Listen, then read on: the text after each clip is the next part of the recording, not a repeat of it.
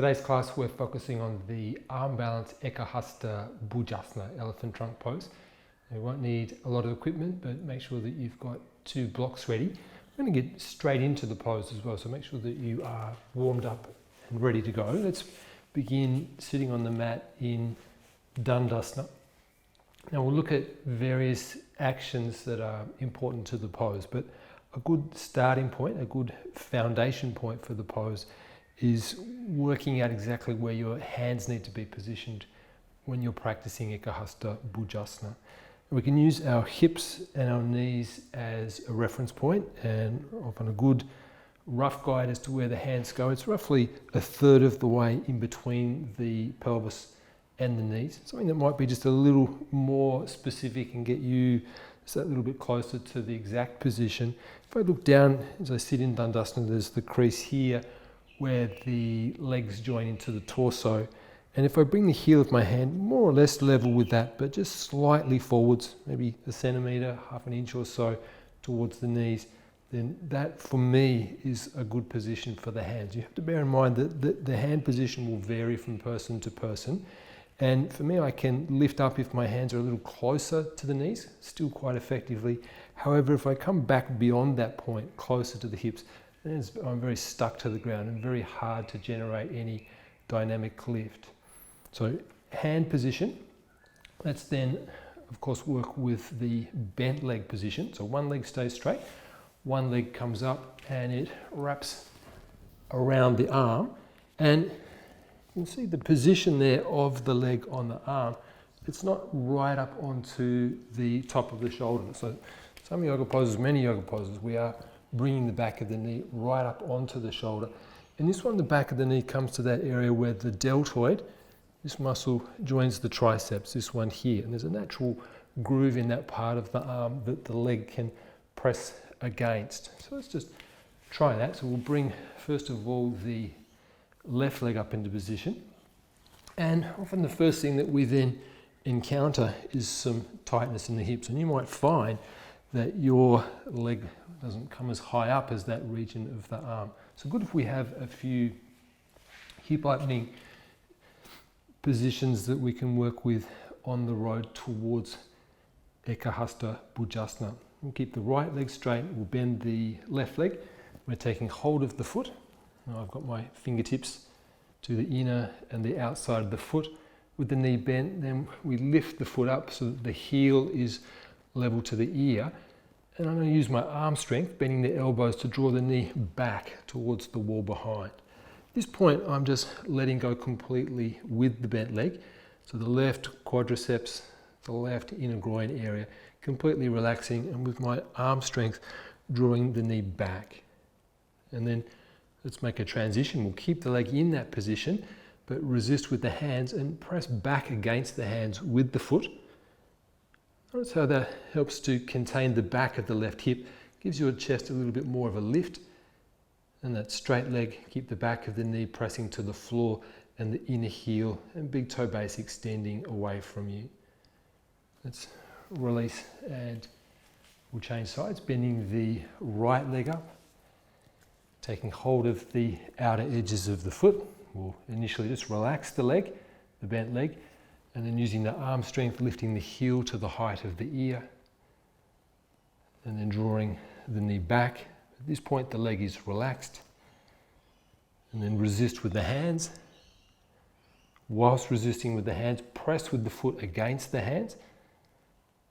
Notice that bit of containment to the back of the right hip, otherwise it tends to collapse and drop with the spine.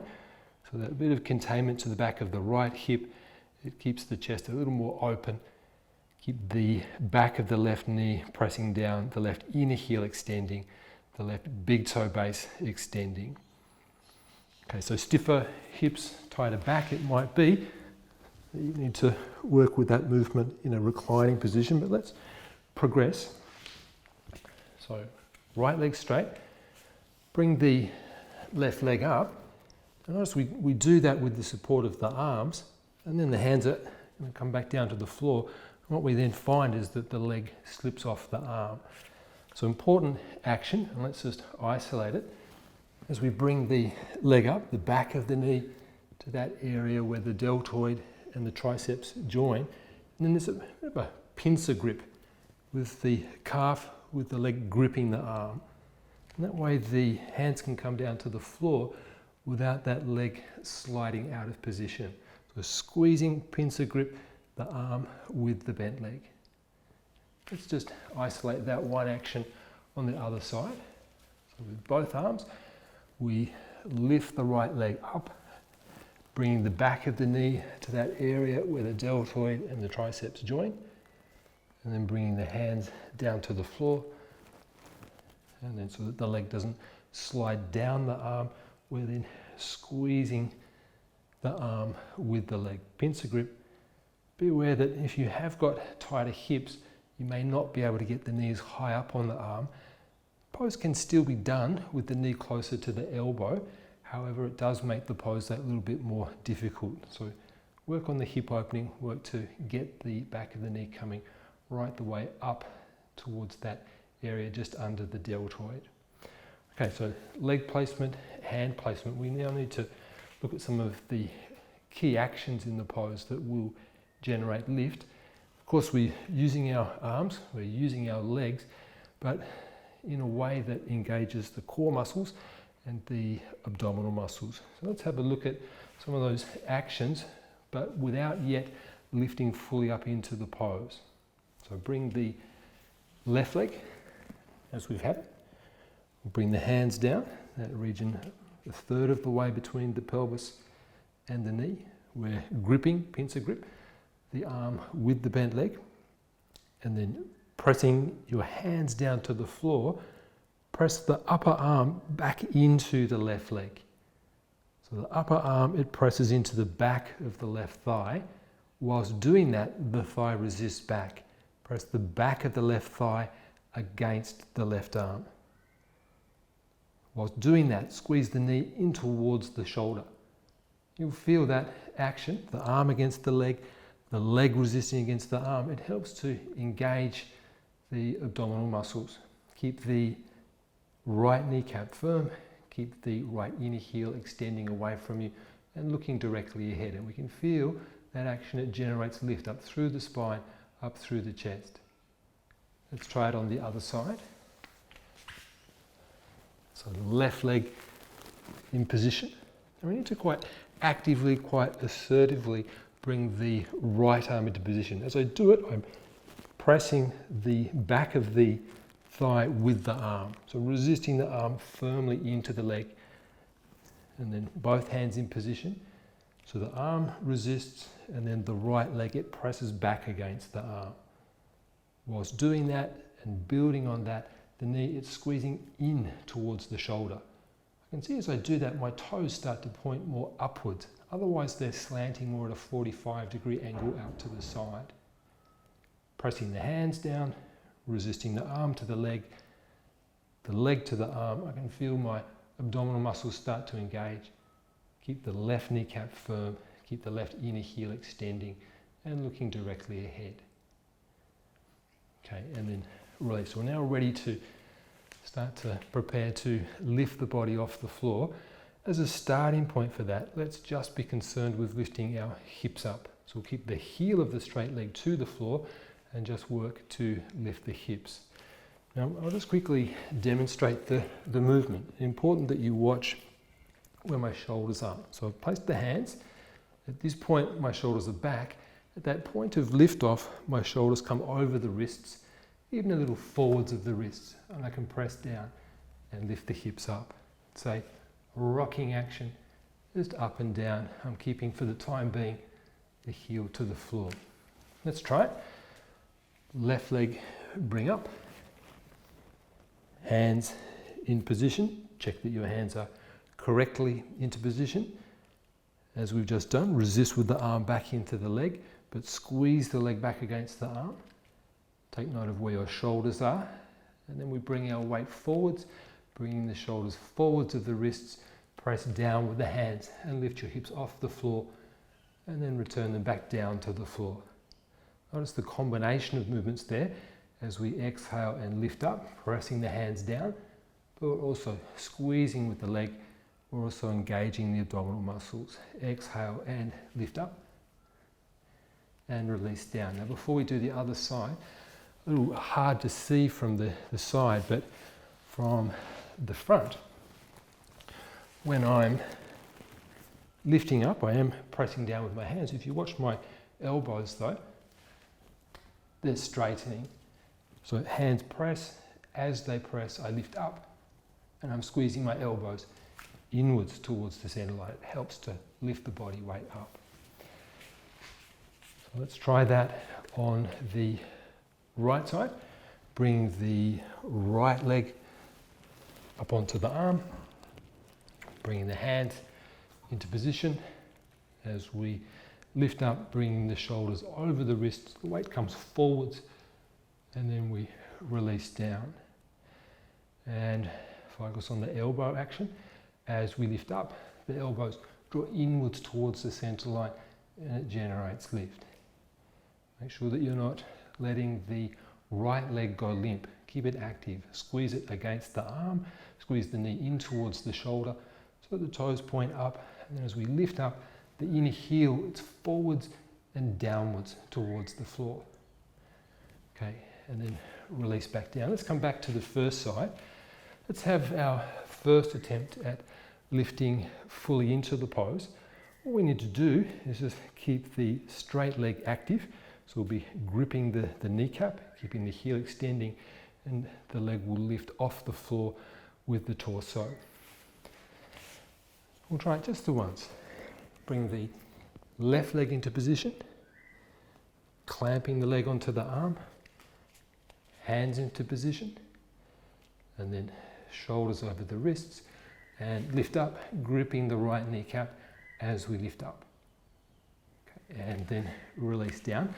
We'll change sides. So very common in this pose, cramping in the top of the quadriceps when the straight leg lifts, and often an easy solution to that, rather than just thinking of lifting the leg directly up, we draw the thigh bone back into the pelvis as the leg lifts up. See if you can find that division with the straight leg. The right leg over the arm, hands in position, bringing the weight forwards, shoulders over the wrists. As you lift up, the left thigh bone, it draws back into the pelvis as we lift up, and then release down. So there's the pose, but let's now do a bit of troubleshooting, because it's very common for people to, at early stages, be unable to lift the full body off the floor. In many of the arm balances, often helpful to have supports for the hands, and we can often get better leverage out of the arms when we're working with blocks.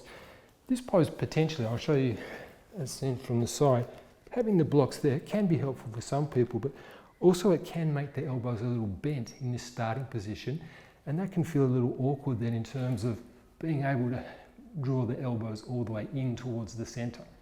So it can potentially complicate the pose. It's worth trying. For some people it will be helpful. The other very common way of troubleshooting the pose is to put some height under the heel. Now we can work with a flat block. We can also work with a block on its side edge. Maybe just so it's more visible, we'll start with the block on its side edge. We just need to make sure that the height of the block isn't pushing the hips down. For that reason, a flat block will also be beneficial.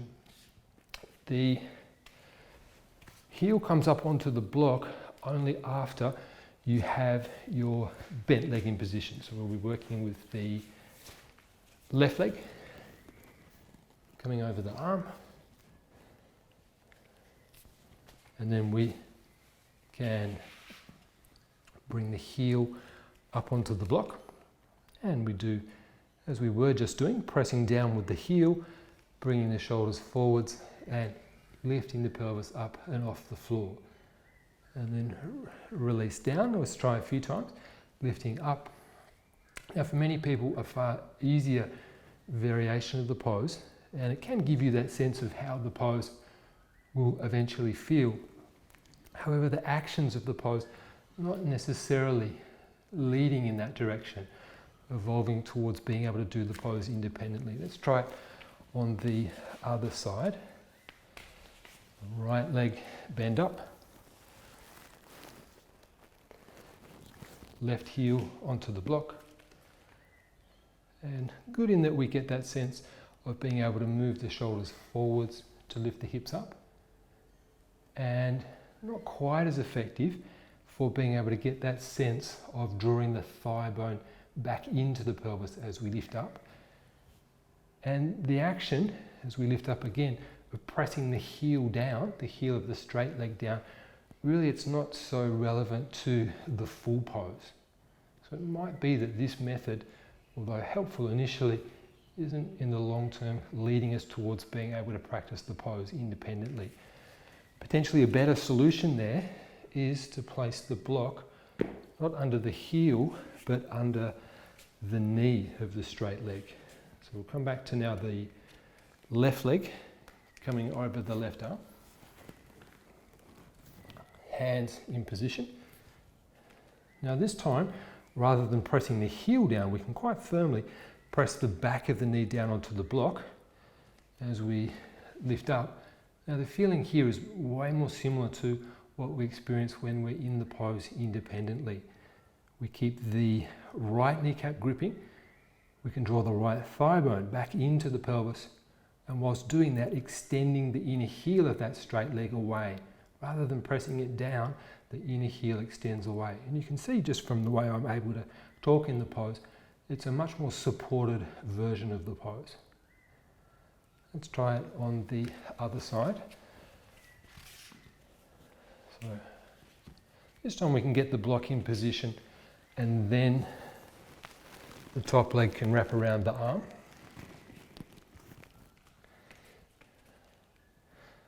And then shoulders forwards as we lift up.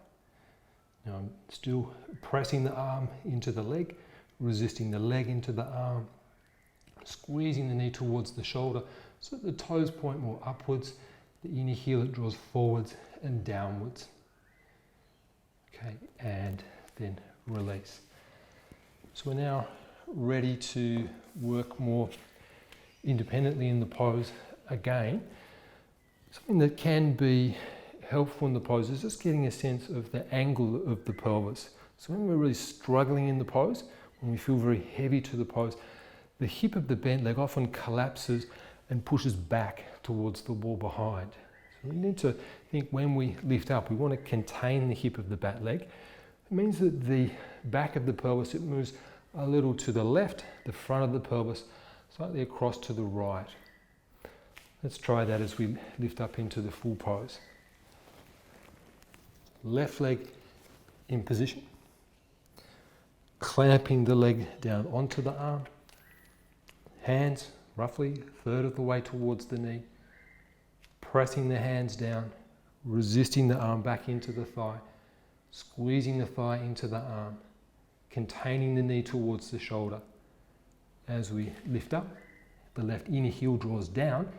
Now the right thigh bone, it pulls back, and the back of the pelvis, it moves across a little towards the left. Okay, and then release. And we'll change another way of thinking about that. If we set our mat up as I've got it here at a right angle to the wall, once we're in the pose, we want to have that sense of the back of the pelvis facing more directly back towards the wall behind, as opposed to the hip of the bent leg slanting further back. Last attempt. Let's bring the right leg up.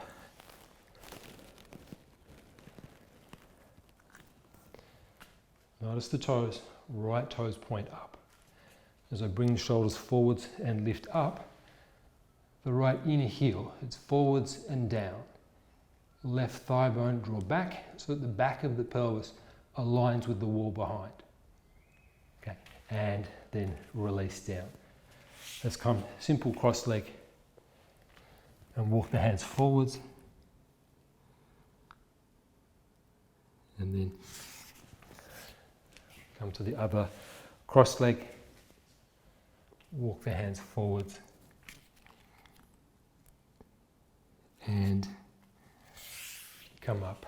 So a few ideas there for improving Eka Hasta Bhujasana. Thank you for practicing with Yoga Selection.